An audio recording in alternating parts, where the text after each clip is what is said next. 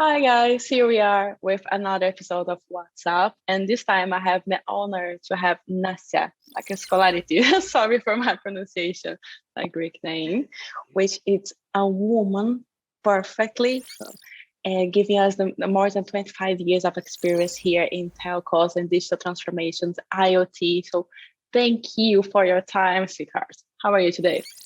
I'm very good, Luanna. How are you?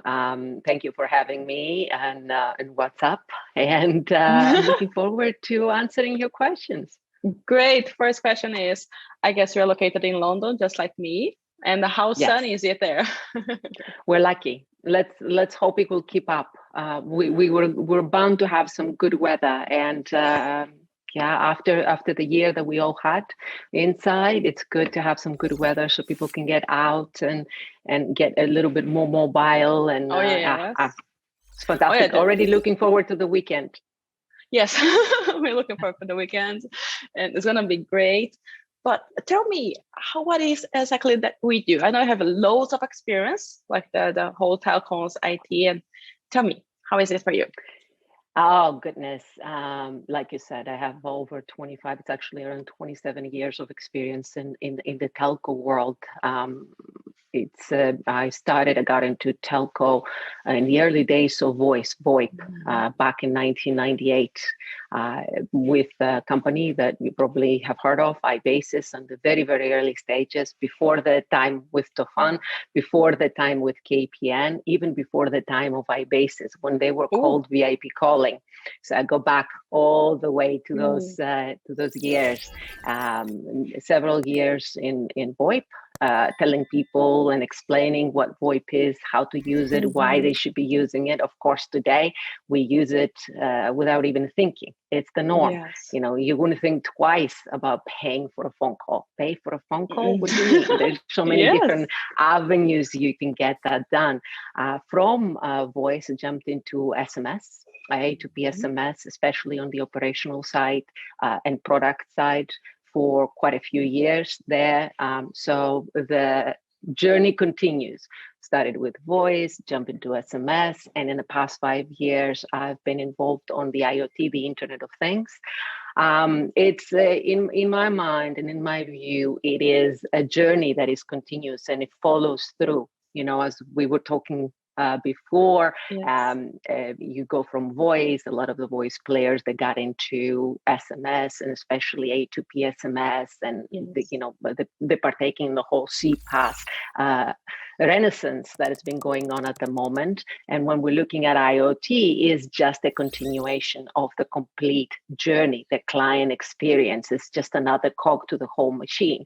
Because when we're talking about A2P, application to person, it could be P2A, person to person, or it could be A2A, application to application. Now, what is application to application? There's nothing more than a device talking to another device. And what is that? Is what we call today IoT. So it is a continuation and it plays a big role. And I thought, it's a good way to continue with the whole journey of my career in telcos and technology. That's how I started. So right now I am managing Apiro Data, which is an end-to-end IoT provider. We're working with our partnership ecosystem from the device to connectivity. We've been developing our own platform and for the past 2 years. And the aim of the company is to enable organizations, telcos, aggregators, service providers, and even enterprises to start the connected services and the connected products journey. So we spend a lot of year understanding the ecosystem. We spend a lot of time putting the whole thing together. So we want to help organizations save time and money and get there a lot faster. Wow. Well done. It is perfect. Like we were talking, it's like Intis Telecom. We are the aggregators for the SMS and the A2P that is growing huge. I heard that it's like this year alone, we're going to send like 2.7 trillion SMS in the whole world. I'm not surprised. Trillions. It's huge, right? But you're not surprised, exactly. Companies and from smaller companies, mom to pop shops, all the way to the big organizations, last year forced them to get more digital, forced them to look at their infrastructure and how they do business on the operational side to become more digital, so they continue providing services to their customers. And one of the best ways to reach your customer is using messaging, whatever that is, via SMS or using the social media. You contacting the customer a little bit more direct, and then you can have a back and forth communication now, which is not something that it was happening a few years back, quite a few years back when I got into A2P. It was just one way. Now at least it's two way, and the customer can have a conversation with the company, and in the end of the day, what we're looking for, better customer experience. Yes. Yeah. It's like back then how it was, around like we need to call and the customer needs to wait on the line. We don't do that anymore, right? So do you want to do that? Excuse me. I'm a lot older than you, and I still don't want to call anybody, especially if they have a bot. I want my answers right now. And we get frustrated when that they have specific times that are available. I'm like, what do you mean you're not on now and you will be on? That's so true. We changed a lot, right?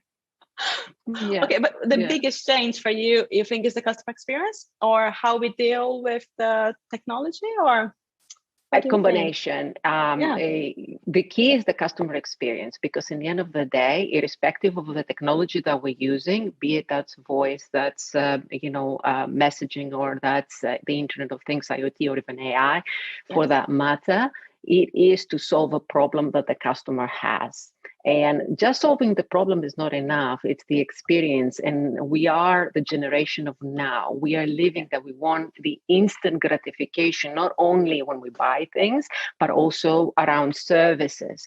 So the difference has been going from the traditional telco, to the Internet of Things, is the knowledge base. On the surface, I have seen that a lot of people understand the Internet of Things. They understand IoT, but it's still a buzzword.